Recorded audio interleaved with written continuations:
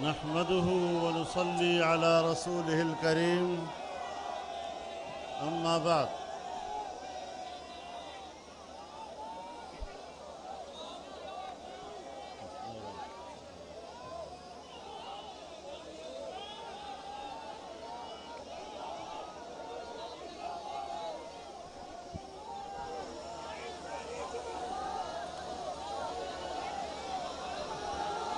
Stage پر موجود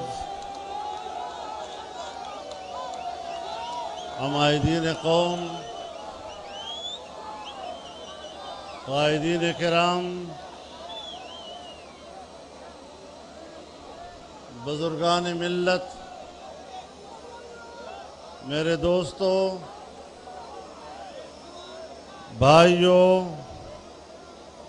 اور بہنوں،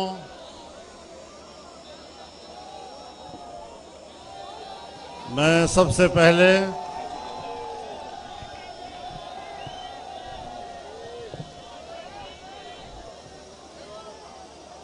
گوجرانوالہ میں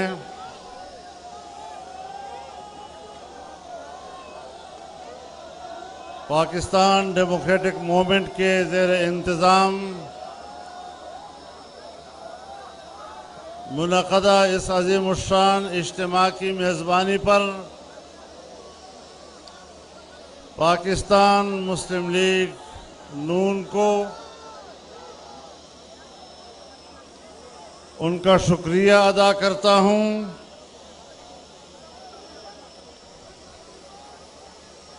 اور آج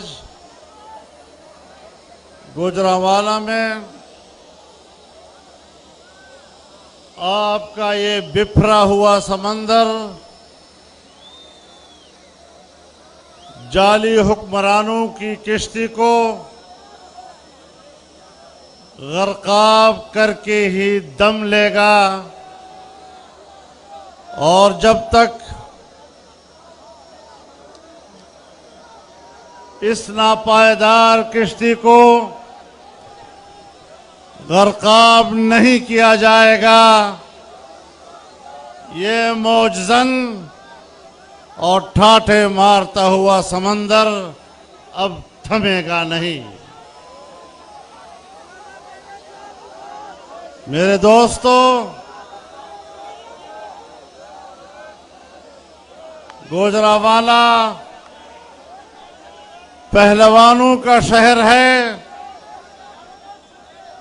پہلوان اب اکھاڑے میں اتر چکے ہیں اور آپ کو پچھاڑنا آتا ہے، پچھڑنا نہیں آتا۔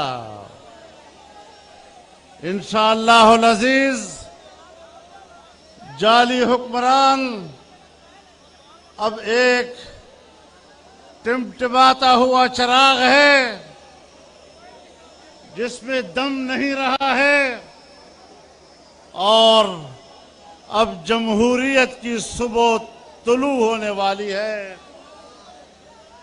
آپ نے جمہوریت کے خوبصورت چہرے کو جس طرح گردآلود کیا ہے، عوام اپنے خون اور پسینے سے جمہوریت کی خوبصورتی کو ایک بار پھر تابناک کرنے کے لیے نکلی ہے، اور انشاءاللہ العزیز یہ تابناکی آپ آنے والے دنوں میں دیکھیں گے، اور انشاءاللہ ان کا پوچھنے والا بھی کوئی نہیں ہوگا۔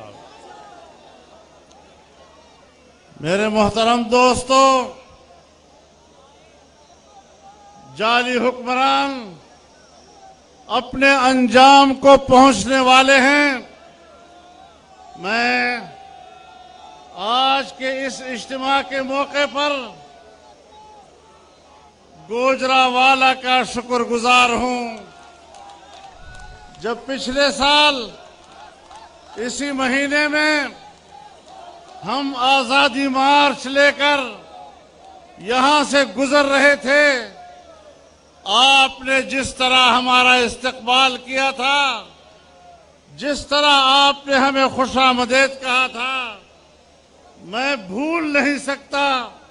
اور آج جو پہلے دن ہم نے علم بغاوت بلند کیا تھا، اس ناجائز اور غیر آئینی حکومت کے خلاف ہم استقامت کے ساتھ کھڑے رہے.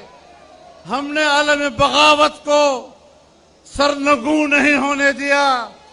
ہم نے وہ علم بغاوت آج چلتے چلتے آج پاکستان ڈیموکریٹک موومنٹ کی صورت میں پاکستان کی تمام جمہوریت پسند قوتیں ایک پلیٹ فارم پر آج گوجرانوالہ سے تحریک کا آغاز کر رہی ہے. اب تحریک چل پڑی ہے. اب یہاں کے بعد عوام کا سمندر کراچی میں آئے گا، کوئٹہ میں آئے گا، لاہور میں آئے گا، ملتان میں آئے گا، پشاور میں آئے گا. اور انشاءاللہ پھر کہتا ہوں، اگر ہمت آپ کے اندر ہوئی، انشاءاللہ یہ آنے والا دسمبر نہیں دیکھیں گے.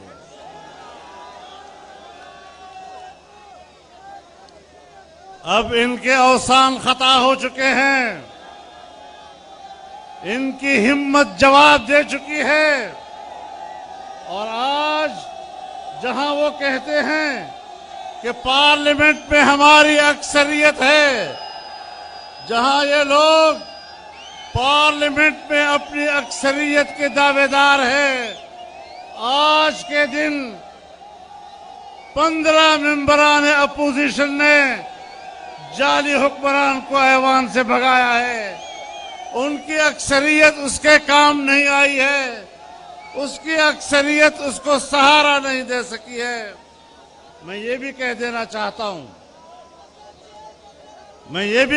چاہتا ہوں کہ اگر یہ سلیکٹڈ ہیں تو کوئی تو سلیکٹر بھی ہے.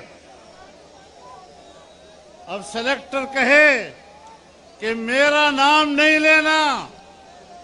کیسے نام نہ لیں؟ آپ نے چوراہے کے اوپر جمہوریت کو ذبح کیا ہے، اور جمہوریت کو ذبح کر کے ایک جعلی حکمران کو اقتدار کے تخت پر بٹھایا ہے. اس کا ذمہ دار کون ہوگا؟ جمہوریت کے قتل کا مجرم کون ہوگا؟ اور میں پوچھنے کا حق رکھتا ہوں یا نہیں؟ کیا میں یہ پوچھنے کا حق رکھتا ہوں یا نہیں؟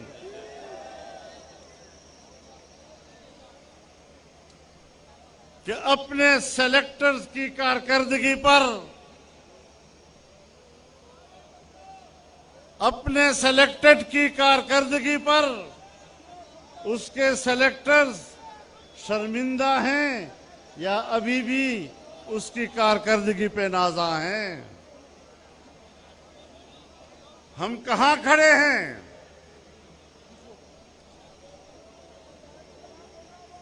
ہم مدینہ مزاج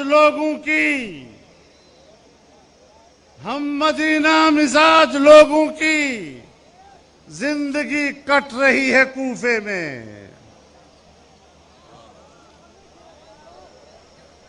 میرے محترم دوستو، جب آل پارٹیز کانفرنس ہوئی تو انہوں نے جواب میں کہا کہ آج انڈیا بڑا خوش ہے. پاکستان کی سیاسی جماعتوں کے اتحاد سے انڈیا بہت خوش ہے. میں کہتا ہوں، جب تم نے کشمیر کو انڈیا کے ہاتھوں بیچا، انڈیا نے تو اس دن عید منائی تھی. انڈیا نے تو اس وقت بغلے بجائی جب اس نے کشمیر پر قبضہ کیا، اور تم نے خاموشی سے اس کو قبول کر لیا تھا.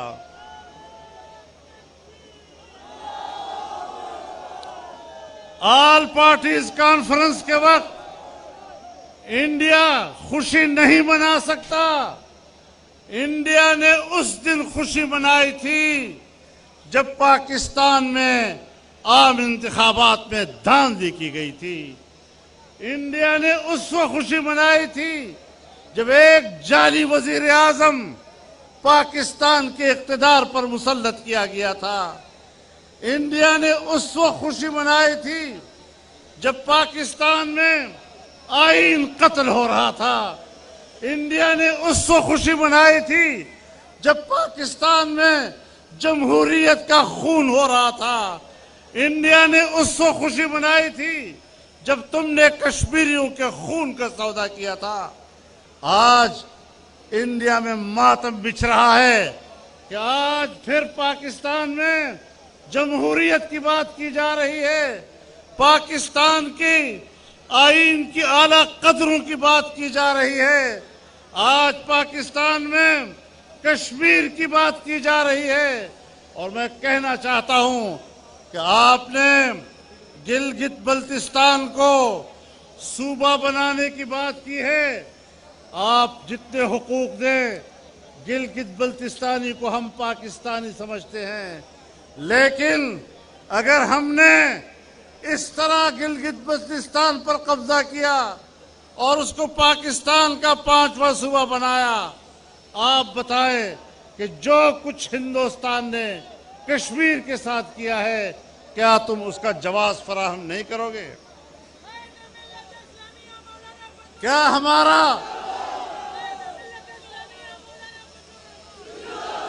کیا 1949 کی قراردادیں سلامتی کونسل کی بے معنی نہیں ہو جائیں گی؟ کیا ہمارا موقف اور قومی اور ریاستی موقف تحلیل نہیں ہو جائے گا؟ اور کیا ہم نے 49 کی قراردادوں میں جو کشمیر کا نقشہ وہاں جمع کرایا تھا، کیا اس نقشے میں گلگت بلتستان شامل نہیں تھا؟ اور کیا آزاد کشمیر کی سپریم کورٹ نے یہ فیصلہ نہیں دیا کہ گلگت بلتستان آزاد جموں و کشمیر کا حصہ ہے،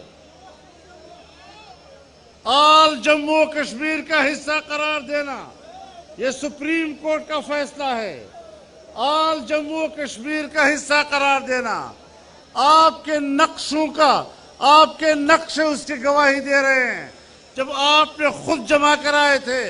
آج آپ خطے میں تبدیلی لانا چاہتے ہیں، جغرافیائی تبدیلیاں لانا چاہتے ہیں۔ جغرافیائی تبدیلیاں لانا یہ امریکہ کا ایجنڈا ہو سکتا ہے۔ دنیا میں جغرافیائی تبدیلیاں لانے کے لیے پورے دنیا میں دہشت گردی کے خلاف نام نہاد جنگوں کا آغاز کر کے پوری دنیا میں فوجیں اتارنے، اور وہاں کے حکمران اگر وہ امریکہ بہادر کی بالادستی کو تسلیم نہیں کرتے تو وہاں قتل عام شروع کر دینا، افغانستان کو تہوبالا کر دینا، عراق کو تہوبالا کر دینا، شام کا بیڑا غرق کر دینا، لیبیا کا قتل عام کر دینا۔ آج سعودی عرب پر دباؤ ڈالا جا رہا ہے۔ ان حالات میں آپ خود اندازہ لگائیں کہ پاکستان میں جو کچھ ہو رہا ہے یہ کس کا ایجنڈا ہے؟ آپ کس کے ایجنڈے کی تکمیل کے لیے بات کر رہے ہیں؟ آپ نے 2 سالوں میں اگر بجٹ پیش کیا ہے تو آپ کا بجٹ IMF نے تیار کیا ہے۔ اگر آپ نے کوئی قانون سازی کی ہے تو آپ نے FATF کے دباؤ پر قانون سازی کی ہے۔ بین الاقوامی ادارے آپ کی قانون سازی کرا رہے ہیں، بین الاقوامی ادارے آپ کا بجٹ تیار کر رہے ہیں، اور پھر بھی کہتے ہیں کہ میں بیرونی ایجنڈے کا ایجنٹ نہیں ہوں۔ ہم نے پہلے دن کہا تھا کہ آپ کسی کے ایجنٹ ہیں۔ ہم نے پہلے دن کہا تھا کہ آپ پاکستان کے ایجنڈے پر اقتدار میں نہیں آئے، آپ یا اسرائیل کے ایجنڈے پر اقتدار میں آئے ہیں یا امریکہ کے ایجنڈے پر اقتدار میں آئے ہیں۔ بہرحال آپ پاکستان کے عوام کے نمائندے نہیں، آپ کسی بیرونی قوت کے ایجنٹ ہیں۔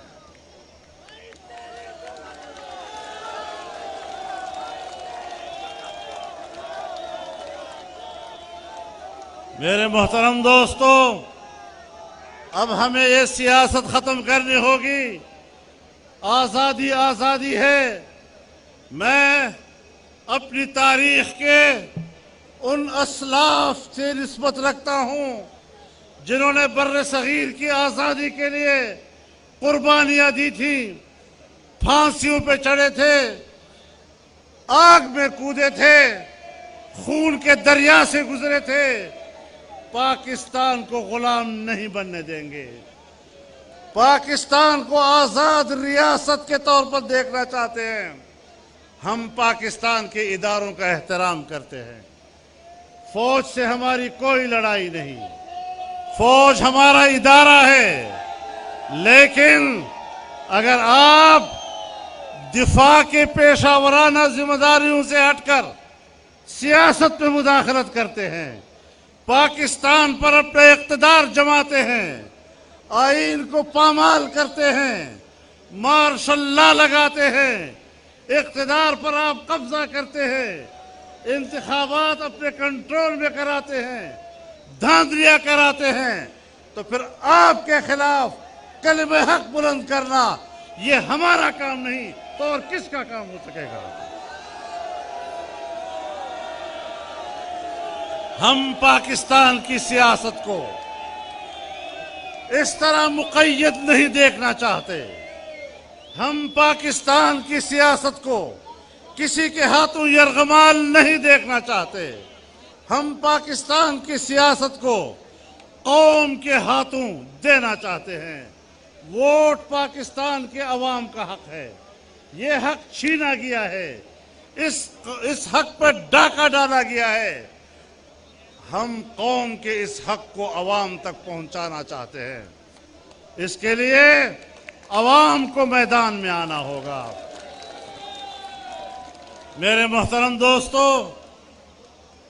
میرے قائدین نے بڑی صراحت کے ساتھ پاکستان کی معیشت پر تفصیلی بات کی ہے۔ تفصیلی گفتگو کی ضرورت نہیں ہے، لیکن آج آپ اپنی معیشت کی زبونحالی کی انتہا کو پہنچ چکے ہیں، اور جب کسی ملک کی معیشت بیٹھ جاتی ہے پھر وہ کرۂ ارض پر اپنی جغرافیائی بقا کی جنگ لڑتا ہے۔ اگر سوویت یونین اپنی معیشت کی تباہی کے نتیجے میں آج کرۂ ارض کے نقشے پر نہیں ہے تو پاکستان اتنا طاقتور نہیں کہ وہ اپنے وجود کو برقرار رکھ سکے۔ آؤ پوری قوم اکٹھی ہو، تمام جماعتیں ایک صف پہ کھڑی ہوں، ہم آپس میں اختلاف کریں گے لیکن ملک ایک ہے، اس ملک کو بچانا ہے۔ آئین ایک ہے، اس آئین کو بچانا ہے۔ جمہوریت پہ اتفاق ہے، اس جمہوریت کو بچانا ہے۔ پاکستان کا اسلامی تشخص، اس پر کوئی اختلاف نہیں۔ ہم نے پاکستان کے اسلامی تشخص کے تحفظ کرنا ہے۔ ہم نے ملک کے اندر ہم آہنگی پیدا کرنی ہے۔ فرقہ وارانہ نفرتیں کہاں سے پیدا کی جاتی ہے، یہ تعصبات کہاں سے جنم لیتی ہیں، سب ہمیں معلوم ہے۔ کہاں سے یہ ساری چیزیں بنتی رہتی ہیں۔ آج ملک میں خون ریزیاں کرائی جا رہی ہیں اس بنیاد پر، تاکہ لوگ فرقہ واریت کی بنیاد پر لڑیں اور پاکستان میں سیاسی عمل کمزور ہو جائے۔ جمعیت علماء اسلام نے ہمیشہ فرقہ وارانہ نفرتوں کی نفی کی ہے، قومی وحدت کی بات کی ہے، اور تمام مکاتب فکر کی سیاسی قوتوں نے ہم آہنگی کی بات کی ہے۔ انشاءاللہ ہم اس ملک کو فرقہ واریت کی بھینٹ نہیں چڑھنے دیں گے۔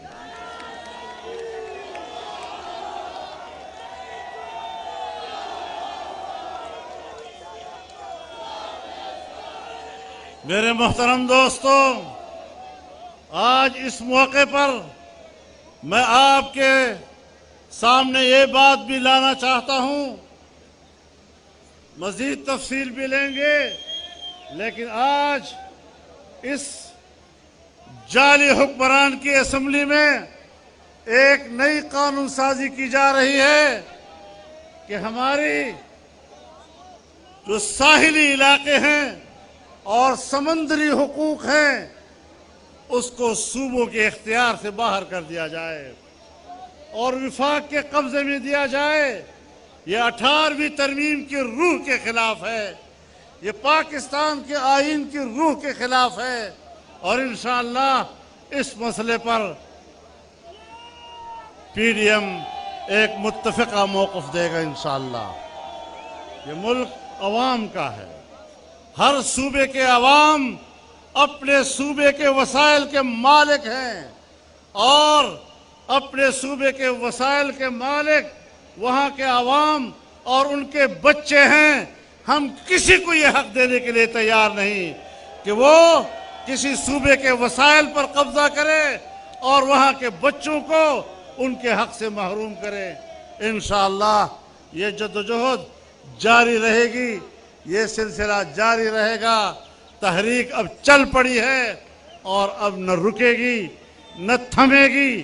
ہاں اس وقت تھمے گی جب اس ملک پہ آئین کی بالادستی ہوگی، سیاست میں اداروں کی مداخلت ختم ہوگی، ادارے اپنے جرم کو تسلیم کر لیں، قوم سے معافی مانگیں۔